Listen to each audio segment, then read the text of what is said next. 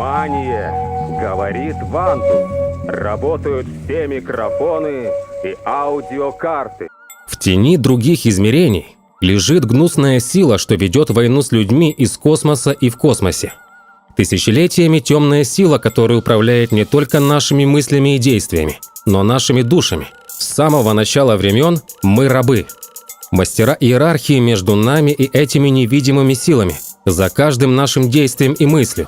Они построили и создали правила и системы мышления, создали королевства и породили религии, которые управляли массами издалека, контролируя приливы и отливы пространства и времени на эпическом уровне под видом свободы воли и индивидуализма. Система вокруг нас на самом деле гарантирует, что у нас нет выбора, кроме как подчиняться основополагающей повестке дня, которая по своей сути является злом. Это проводится существами, которые питаются контролем, которые они поддерживают над планетой Земля, за пределами нашего собственного воображения и нашей собственной реальности. Есть зловещая невидимая раса существ, контролирующая каждое движение с того момента, как мы родились на этой планете, которую мы называем Землей. Мы находимся под игом невидимой высшей расы. Время от времени человечество видело их, и, почувствовав их присутствие, мы дали имена этим мимолетным трансцендентальным вспышкам в реальности человеческого сознания. Как ангелы, демоны, призраки, феи, эльфы, инопланетяне, рептилии, люди в черном и теперь темные всемогущие тайные общества. Из самых разных текстов у нас есть доказательства того, что человечество было озабочено присутствием, вторжением и контролем над нашим собственным видом внеземными существами. Но это не обязательно существа с другой планеты, но из другого измерения. За их существованием стоит наука, и секрет кроется в манипулировании нашими жизнями. Они контролируют все наши управляющие инструменты, от государей до сената, от торговли до церкви. Они накормили нас серией лжи, и мы наелись ею. Пришло время остановить безумное кормление и изменить нашу диету на одну из истинных, чтобы выявить скрытые планы, которые отравляют наши умы, и вернуть наши жизни. Вы можете поверить в то, что в мире существует грандиозный заговор с целью контроля человечества, что создан секретными группами людей. Вы можете поверить, что инопланетяне имеют дело с нашими правительствами, или что есть даже большая скрытая война между человечеством и внеземной жизнью. Возможно, вы ждете великого раскрытия правды, день, когда наши лидеры очистятся. Правда в том, что наши правительства и даже эти тайные общества также в темноте, как ты или я. Правда в том, что скрыто от нашей сознательной жизни есть тьма из другого царства, которая держит нас в заперти, в жизнях, повторяющихся циклах. И если вы решаете открыть свой разум и рассмотреть другую реальность, тогда ты еще можешь быть свободен, хотя бы духом. Это история о том, как человечество на протяжении тысячелетий было порабощено, угнетено и контролировалось существами из другого царства. Готовы ли вы сбежать из тюрьмы под названием Земля? Первое, что нам нужно сделать, это преодолеть непосредственные ощущения от того, как странно и причудливо звучит все это про древнюю контролирующую скрытую расу существ. Наша обычная жизнь полна фактов и цифр, которые мы воспринимаем как реальность. Заданная температура. Сейчас мы живем в некой стране. Мы люди. У нас есть собака или кошка. Мы ходим на работу. Мы приходим домой. Мы женимся. У нас есть дети. Мы много работаем, наслаждаемся нашей жизнью. А потом мы умираем.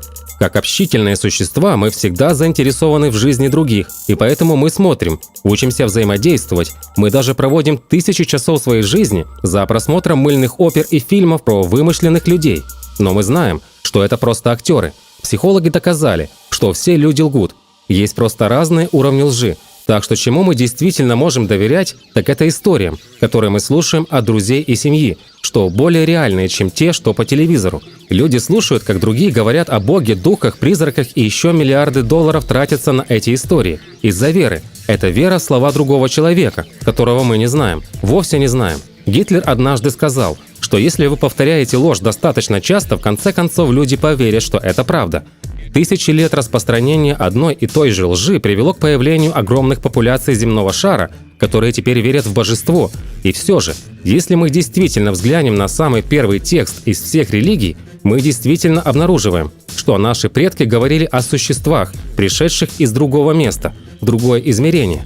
Они показывают, что существа часто спускались на устройствах. Затем они взяли под свой контроль человечество, сформировали первые цивилизации, научили нас выращивать урожай. научили языкам и многому другому.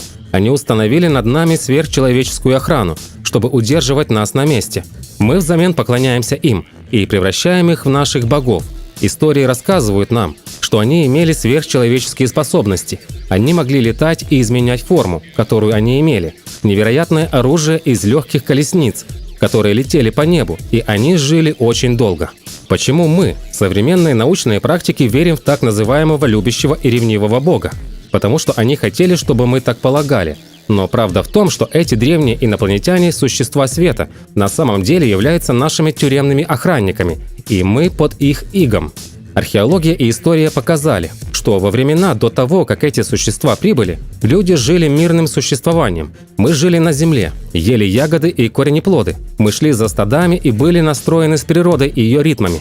Затем, внезапно, мы обнаруживаем ожоги, сломанные кости и другие признаки войны. Что изменилось? Существа прибыли, и разделенное человечество сопротивлялось. Древняя гражданская война по всему миру между теми, кто последовал за захватчиками, и теми, кто хотел свободы. Это было начало нового пути для человечества, новый метод заключения. Религия была создана для нас, чтобы следовать лжи. И то, что делает религия, делает особенным суперсущества. Легендарные истории ясно говорят нам, что эти захватчики вступили в брак и выбрали жен среди людей, и создали особую породу. Эта новая порода стала нашими королями и королевами, и сами почитались как боги от Египта до Месопотамии, от Европы до Дальнего Востока. Все короли были богами на земле. Этим царям была дана власть править благодаря созданию религии, которые подтвердили свои претензии на божественный авторитет. Единственный реальный авторитет этих инопланетян, что имели высокую власть над человечеством, это способность побеждать контролем и манипулировать нашим разумом, чтобы подчинить. И теперь, спустя тысячи лет, мы все же еще под заклинанием. Один уникальный элемент, который мы видим в историческом тексте и искусстве – способность этих особых существ изменять форму. Во многих текстах даже рассказывается о том, как отвратительны они. Достаточно было взглянуть на змееподобные рептильные элементы, находящиеся в описаниях. Сегодня многие называют их рептилоидами-заурианцами или даже драконианцы.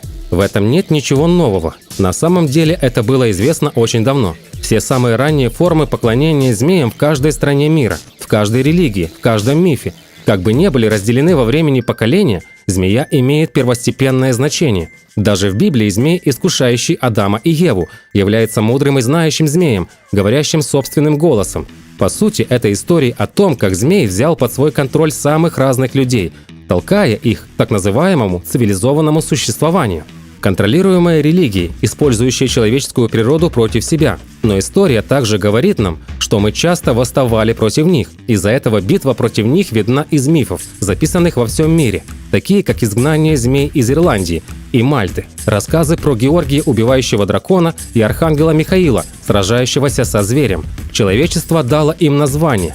С течением времени Элохим, сияющие хранители титулы тех, кто строго контролировал цивилизацию.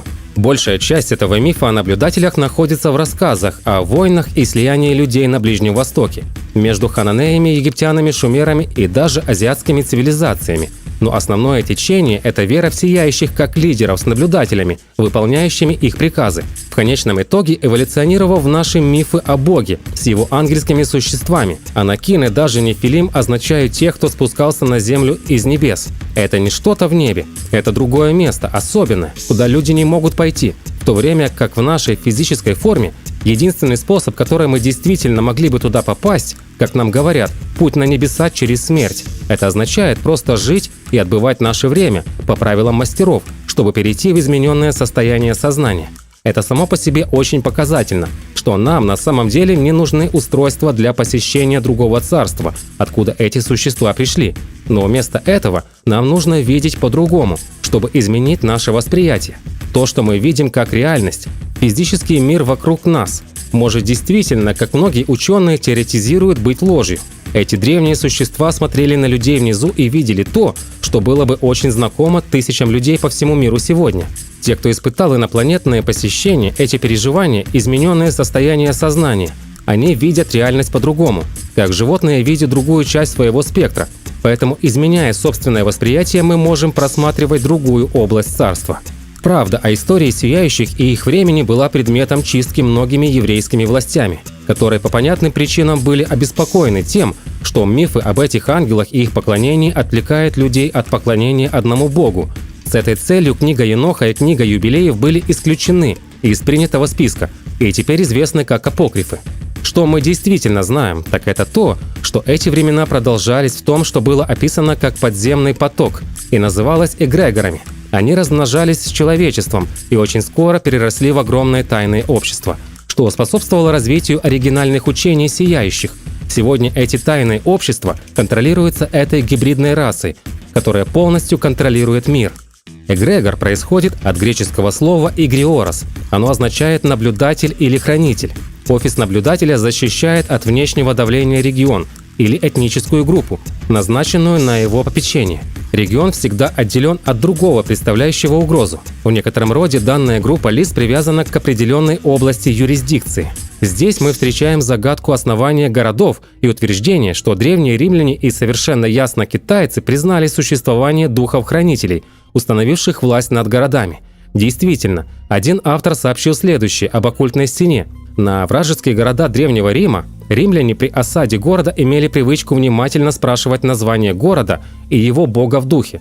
Когда они знали это, они вызывали дух-хранитель города и его жителей и побеждали его. Битва между людьми являлась частью большего контроля над человечеством и предопределено временем эгрегора, что с греческого означает «пробудить от сна», «быть возбужденным страстью бодрствовать» или «смотреть». Невероятно этимологически связано с просветительским опытом пробуждения, или место между бодрствованием и сном. Это то самое место между пробуждением и сном, в котором происходит подавляющее большинство похищений инопланетянами. Это часть нашего разума, это средняя точка, которую мы внезапно осознаем. Реальность существ вокруг нас, которые контролируют нас. Это момент, когда многие просыпаются и становятся чужими для остального общества, потому что они видели больше. Эливос Леви, маг и мистик 19 века, чьи глаза были открыты, много раз говорит об этих эгрегорах и даже связывается с их гигантами или наблюдателями, о которых говорится в книге Еноха, говоря, что они обрели форму и явились в облике гигантов. Это эгрегоры из книги Еноха, называемые небесными наблюдателями или древними эгрегорами. Леви также называет эгрегоров сияющими, анунаками, прославленными или людьми-великанами, эгрегорами или наблюдателями, что стало известно из переведенной и широко доступной книги Еноха. Леви, как известно, имел розенкрейцерские наклонности, и это движение тоже осознавало значение слова. На самом деле они считали, что эгрегоры все еще существовали и работали на заднем плане. Удивительно печально известная книга «Некрономикон» рассказывает нам о сказочном городе Иране. Иран является частью арабского магического закона и был построен джиннами или ангелами, а также сторожевые башни или башни сторожа. Thesaurus Temporum переведен на латынь в середине 17 века и дает нам хронологию событий, связанных с этими эгрегорами. Они спустились в 1487 году до нашей эры. Они забрали Еноха в рай. Текст 17 века, в котором довольно четко говорится, что наблюдатели спустились, остались на земле и даже забрали Еноха. Тогда кажется, что чрезвычайно древняя концепция и история сияющих была еще жива и тайно размножалась мистиками последних несколько сотен лет. Они были неотъемлемой частью князя мира сего и достижения мистического союза, осознающей себя личности с индивидуальной глубиной. Его члены стремились получить доступ к мастерству, воссоединившись с царством, и с произошедшим нисхождением посланием Христа в дополнение к помощи, оказываемой со стороны инициатора эгрегора. Защитник Тайной Церкви и апостольская преемственность власти предполагает Джона Майкла Грира внутри магической ложи. Это основная функция эгрегора «Поклоняйся мне и плачь. Я дегрегор, я сын Бога. Ты всего лишь никчемное и грязное существо, проклятое от рождения и предназначенное в ад. Если бы не моя жертва, без меня бы ты никогда не достиг небес». Эгрегор – это групповой дух, который служит напоминанием. Инициатор информирует и направляет человека и защищает живую цепь братства. Живая цепь братства вступает в силу, когда циньянин выполняет право их собственного создания, предназначенное для защиты и улучшения храма Сета Грегора. Защищает братство, давая им знать про их врагов. Символическое изображение эгрегора используется для поддержания связи с принцем тьмы, сэром Орсмудом Сатурианцем. Сообщение здесь довольно простое. Наблюдатели – это духовное или потустороннее существо с силой богов, что контролирует нас, а мы должны им поклоняться. В современных условиях существа из альтернативной реальности, другая фаза реальности, поставила себя над нами, создав религии, чтобы мы могли присоединиться к ним и поклоняться ему, и сформировали очень секретные клики, чтобы укрепить свой контроль. Невыполнение команды означает, что мы окажемся в том, что они называют адом сегодня. У нас есть наблюдатели за тысячами. Люди были свидетелями того, как сотни людей заключили прямые контракты с теми, кого мы знаем по фильмам. Мы знаем их как люди в черном. Их происхождение в наше время можно найти в 1940-х годах, когда были замечены НЛО. Растет число людей, которые сообщили, что были свидетелями НЛО. С ними начали связываться и угрожать зловещие люди в простых черных костюмах. За прошедшие годы выяснилось немного фактов. То, что они работают на секретные правительственные ведомства, и все же их видят во всем мире. Они обладают странными сверхчеловеческими способностями. Они приходят и уходят, когда им заблагорассудится, появляются и исчезают как призраки. Их описывают некоторые как демонических существ. Они имеют странные черты, и темная кожа меняет форму. На самом деле существует сотни сообщений об оборотнях рептилий. Очевидцы со всего мира описали превращение людей в рептилий, и снова на их глазах эти рептилии просто принимали форму людей, чтобы слиться с нашим обществом. Это все уловка формы волны, ложь на наш взгляд. Иногда люди воспринимают мир немного иначе, и истина отображается в виде формы волны. Спросите любого, кто принимал ЛСД, что реальность есть, и они скажут вам, что картина полностью отличается от того, что они видят, и что видите вы. Это не так странно, как может показаться. Это наука. В игре измените цвет вашей лампочки на красный, и вы увидите полностью другую комнату. Она покажет то, чего вы не замечали раньше. Странно, люди в черном часто приходят со странными звуками и светом, как будто прерывается барьер манипулируемой формы волны. За тысячи лет между вторжением этих наблюдателей или рептилий они не захватывали власть наших правительств, религий или тайных обществ. Они создали их. Они силы, правящие миром. Их история – это мифология каждого общества в цивилизации, рассказы по всему миру о змеях, богах, драконах и существах света. Это истории о массовом вторжении в мировом масштабе. Создание цивилизаций повсюду идет рука об руку с рассказами о прибытии существ из другого мира. До их прихода мы были простыми мирными людьми. Потом мы были частью огромной тюрьмы на нашей планете. Говорят, что в древности мы называли инопланетян ангелами, потому что мы не знали, кем они были. Сегодня мы называем их инопланетянами, потому что мы знаем лучше. На самом деле нет разницы между тем, они инопланетяне или ангелы. Это одно и то же. Пришли ангелы и обучили нас. Манипулировали нами своими словами от богов и даже похищали нас. Сегодня инопланетяне делают то же самое, что и в древние времена. Похищенные утверждают, что их забрали рептилоидные существа. Один из самых ранних современных сообщений из Небраски в 1967 году. Сотрудника полиции, который утверждал, что его взяли на борт НЛО. Это были рептилии-гуманоиды наподобие крылатого змея. Некоторые утверждают, что инопланетяне не будут гуманоидами, но они могли бы быть, если в древнем тексте говорилось про создание гибридного вида. Дело в том, что людей похищали тысячи лет с момента прибытия рептилий. Существуют многочисленные тексты, сообщающие об этих событиях, и некоторые из самых известных – реальные персонажи из наших религий – Моисей, Авраам, Мухаммед, Иисус. Все они и многие другие тесно сталкивались с тем, что мы сегодня назвали бы пришельцами. Даже Мария встречала ангелов света у гробницы Иисуса.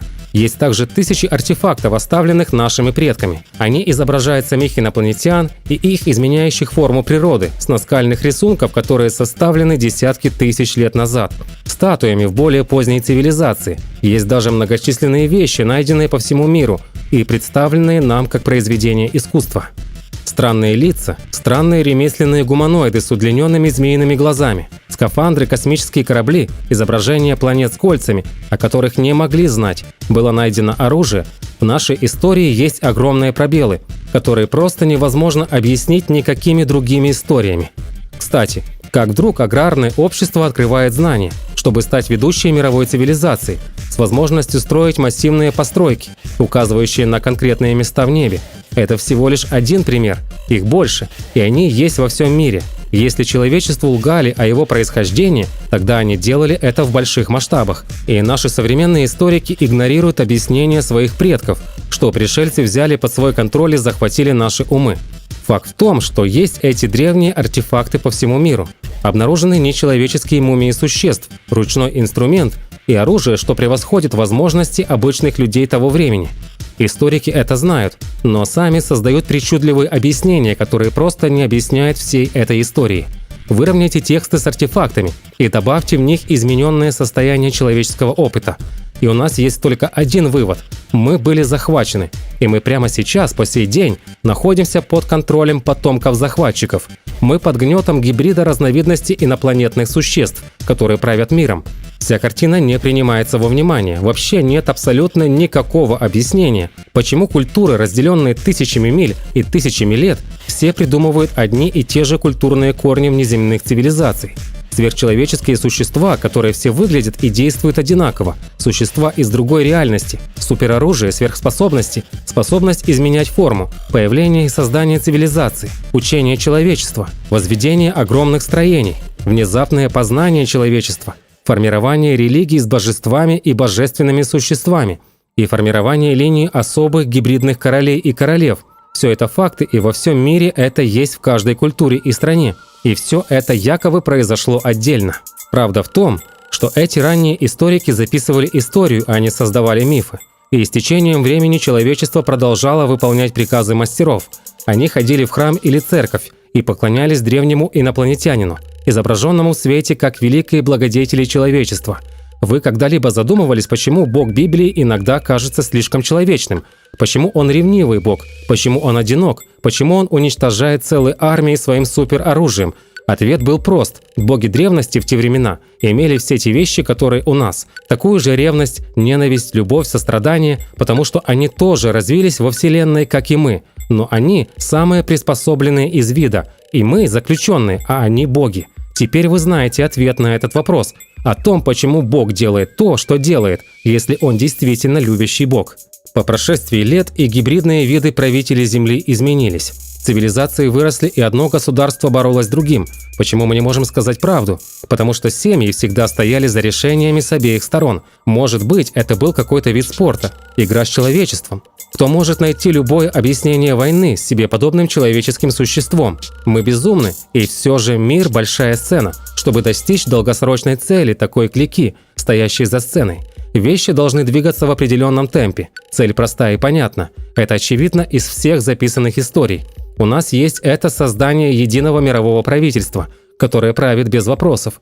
История показывает, что тысячам разных государств и стран потребовалось время, чтобы слиться за веки во все более крупные поместья и страны или группы. Европейские союзы, федерации, африканские союзы и другое. Угроза новых войн и кровопролития для преодоления темных элементов нашей собственной психологии, чтобы добраться до этого состояния боязни смерти. Но не всегда война работала. После каждого финансового краха люди объединялись и настаивали на более крепких связях и многом другом. Их централизует власть еще больше в одном месте.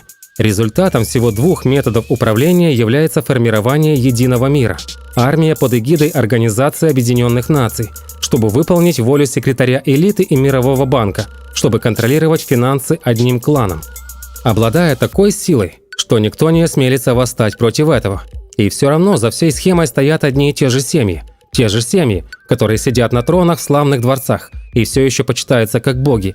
И им по-прежнему дается власть, созданная религиями. Королева Англии лишь один пример. Ее родословную можно проследить на тысячи лет назад, в самые оригинальные времена наблюдателей и сияющих. Ее родословная особенная, потому что это гибридная родословная, что тщательно отслеживается и скрещивается с представителями одного и того же гибридного потомства по сей день. Каждую неделю избранный премьер-министр страны должен уйти и провести такую встречу с монархом, чтобы передать информацию, где он советуется и обсуждает работу. Без королевского одобрения ничего не может быть. Она самый богатый человек на планете, с большим накопленным богатством, чем даже компания Apple. Ее власть простирается по всему миру и связана кровью с большинством членов королевской семьи в Европе и других странах. Правительство Соединенного Королевства Австралия, Канада и другие. Или ее правительство, где она имеет право править как божественный лидер, потому что Бог так говорит через свою церковь, которую она возглавляет. Все это очень просто доказать и раскрыть, то, что не так просто. Но, тем не менее, правда в том, что скрытые правительства, так называемые республики, возглавляются одними и теми же элитными родословными. Президенты приходят и уходят, и лишь невыбранные члены королевской семьи передают власть своим потомкам. Однако президенты и руководители республик избираются только когда они выбраны тайной кликой. Их подкупают и шантажируют, чтобы они делали то, что им говорят. Если кто-нибудь выходит из строя, они удаляются тем или иным способом. Настоящее правительство – это государственные служащие, которые работают за кулисами, советуя так называемым избранным членам. Они являются постоянными членами правительства, и они почти всегда следуют за своими родителями, по стопам. Они идут в те же университеты, где за ними наблюдают, манипулируют и контролируют. Они становятся частью элиты. Они вступают в тайные общества, где их заставляют чувствовать себя особенными, избранными, сильными. И они исполняют приказы своих хозяев. Вот как гибридные люди за кулисами управляют миром. И не только в правительстве. Те же родословные встречаются и в религии, и в коммерции. Взгляните на тайные встречи, такие как встреча Бильдербергского клуба. Влиятельные личности со всего мира решают о будущем мира. Они из правительства, коммерции, религии, науки и королевской власти. Кто решает, кем быть? Почему каждый год есть люди, которые фактически стают мировыми лидерами спустя годы? Потому что все это часть очень могущественной тайной клики, которая правит миром. Вы можете не поверить, что они могут обладать такой властью, что вы выбираете свое правительство. Но факты просты. Все СМИ, которые влияют на ваши решения, принадлежат одним и тем же людям. Одни и те же люди владеют обеими сторонами политического мира, будь то красный или синий. Они выбирают своих будущих лидеров еще в университете. Они выращивают их, манипулируют ими. Они потом решают, что им нужно сделать и кто должен быть у власти в любой момент. И манипулируют СМИ, чтобы убедить вас. Кто когда-либо смотрел новости и кричал на них, потому что вы знали, что они не говорят всю правду? Но почему мы так спокойны, хотя и продолжаем кричать? Почему мы вторгаемся на Ближний Восток? Ведь нужно прекратить всю эту ерунду. Почему мы позволяем Китаю уйти от ответа за массовые преступления в области прав человека? Список бесконечен. Но ответ такой же. Новостные каналы контролируются элитой. Мы не смотрим ничего, кроме постоянной пропаганды. Она пронизывает все новости, мышление, оперы, фильмы, журналы, музыку и интернет. Все контролируется.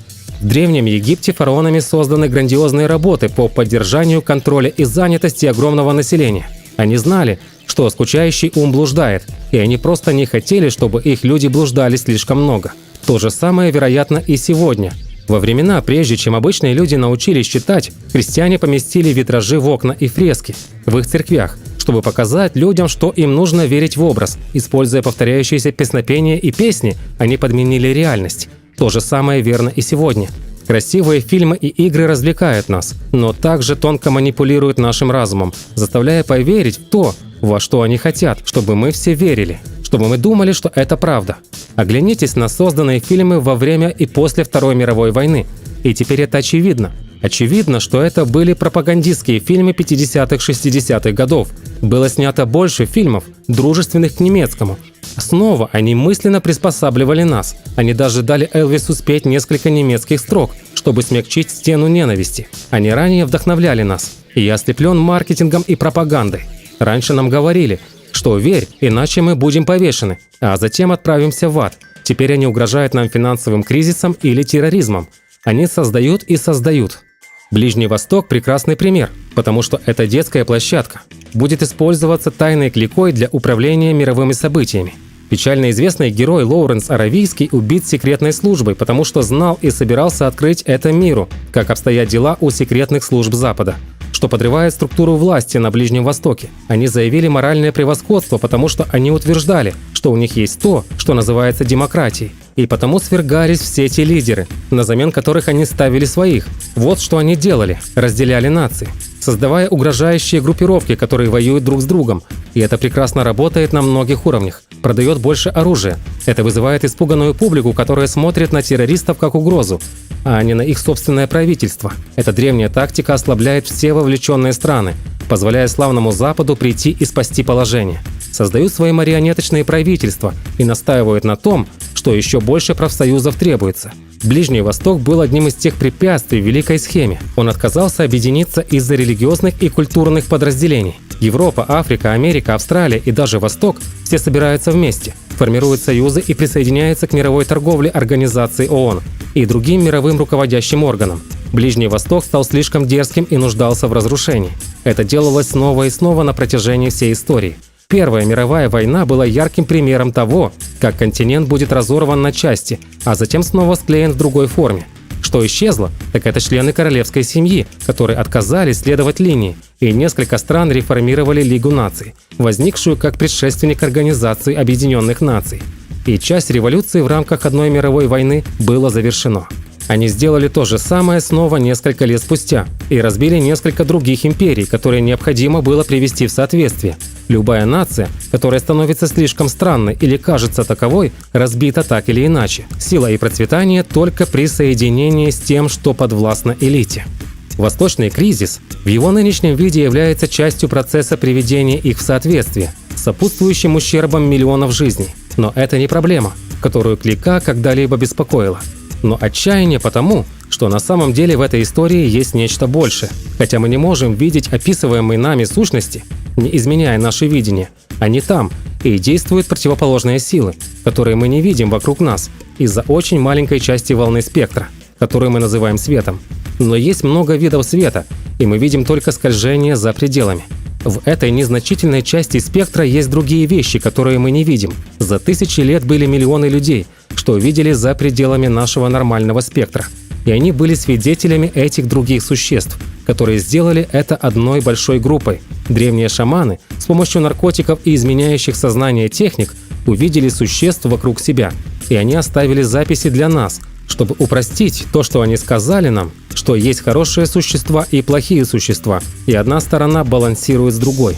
Сегодня есть много медиумов, которые утверждают то же самое. Однако наши предки рассказали нам, что именно произошло. Пришли сияющие на Землю, и они настроили часы, чтобы контролировать людей и способствовать развитию цивилизации. Но некоторым из этих наблюдателей не нравилось, что они делали. Они действительно влюбились в людей и спаривались с ними. Сияющие объявили войну за это и пытались истребить их плохие гибридные виды, которые они произвели, и произошел глобальный потоп. С тех пор ангелы сражались с демонами, злые с хорошими. И мы часто были свидетелями этих вещей, нарисованные и записанные случаи, оставленные людьми, такими как Енох. И удивительно, то же самое, о чем говорится тысячи лет назад, все еще наблюдается сегодня. Доброжелательные существа спасают людей от катастрофы, битвы в небе, война между теми, кто будет контролировать нас, и теми, которые освободят нас. Причина, по которой мы не видим всего этого, что не падает разбитый корабль или тела, пример прост. Ваш мобильный телефон, сигнал, с помощью которого человек рядом с тобой тоже может говорить в телефон, при этом разговор переходит в существующую одновременно другую форму через устройство связи.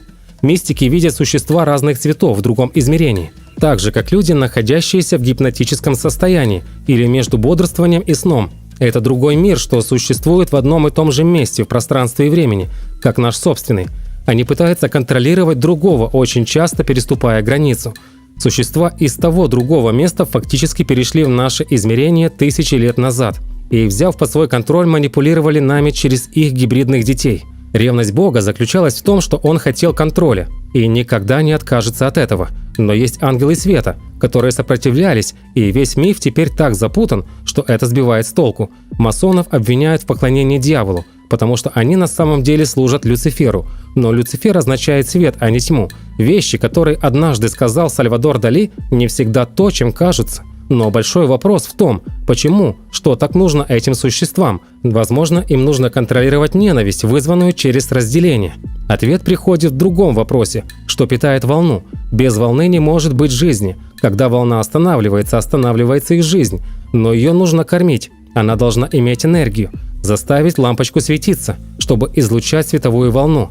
Ее нужно заряжать энергией, нужно подпитывать миллиарды лет жизни. Земля возникла из хаоса. Вулканы, землетрясения, бури, и в конце концов все уладилось после создания оптимального места для жизни.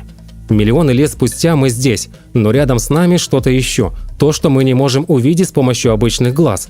Как существа светлой части спектра мы не можем увидеть, что у нее не было бы возможности есть пищу для пропитания собственной лампочки из растений и животных. Вместо этого, эволюционировав, мы кормим эти сущности нашей ненавистью, жадностью и желаниями. Без войны они голодают, с миром они гибнут. Вот почему старые мечты по догмам парализуют нас, потому что они истощают нашу энергию страха. Вот почему похищенные инопланетянами не могут двигаться, потому что их жизненная сила извлечена. Вот почему нас, людей, постоянно заставляют сражаться и ненавидеть каждого. Мы создаем пищу для демонов другого мира, и мы должны остановиться. Мы должны прекратить играть в ту игру и начали искать мира друг с другом. Независимо от причин, причины нашей ненависти созданы элитной тайной кликой с целью разжечь ненависть. Ненависть к той или иной религии является ярким примером. Нет религий, они созданы, они воображаемы. Различие между людьми и их религией – это сила, и тем не менее она использовалась для создания огромной энергии ненависти. Часто сторонники теории заговора хотят бороться с системой, чтобы сломить силу элит, но ответ на проблему более тонкий, чем просто возвращение в систему ненависти. Ответ не является частью системы. Система очень проста, но ее трудно увидеть. Она включает в себя каждый элемент нашей жизни. То, что мы едим, контролируется, нам говорят, что есть, когда и где есть. Еда сама по себе зачастую мусор. Мы морские свинки на массовом поедании мяса, как саранча. Мы покупаем хот-дог, потому что видели, что звезды едят их, и в фильмах это выглядело круто. Этот хот-дог состоит из остатков нескольких убитых животных, что превратили в водянистую кашицу и впрыснули в полиэтиленовый пакет. Это канцерогенное вещество вызывает рак. Было доказано, что он увеличивает рак. Мы поливаем его химическими веществами, которые имеют приятный вкус, и запиваем его химической содой, вызывающей рак. Это неестественно. И вот ответ здесь. Если это неестественно, то это нехорошо. Если человек приложит руку к этому, то берегись. Это часть системы. Эта же предпосылка может быть применена к остальной части нашей жизни – с наркотиками, одеждой, жильем и финансами. Все или почти все является частью системы, питающей систему. Выйти из системы и мирно вернуться в природу. Только это возвращает нас в то время, когда наша история раскрывается. Мы были мирным видом до их прихода, до того, как началась война, прежде чем мы начали есть мясо, до того, как мы стали завидовать другим и началась ненависть, до того, как нас контролировали, когда мы были одним целым с окружающей нас природой. Сальвадор Дали был уникальным художником. Он видел реальность иначе, чем остальные из нас, и издевался над системой. Он исказил реальность, и, похоже, для него это было реальностью. Моя реальность отличается от вашей, как и реальность моей собаки для меня. И даже больше – это реальность муравья, пчелы или рыбы. И все же мы все сосуществуем. Что же тогда заставляет меня ненавидеть представителей моего собственного вида? Это не та реальность, которой я должен желать. И она создается внутри нас, элитной кликой. Давай выйдем из их системы и поступим правильно. И перестаньте верить в реальность, которую наваливают на нас мужчины и женщины, желающие питать тьму. Давайте откроем наши умы для другой реальности, отличной от того, что мы видим на экране телевизора, к той, где мы можем сами управлять своей судьбой. Подписывайтесь на канал и не пропустите новые выпуски. Берегите себя.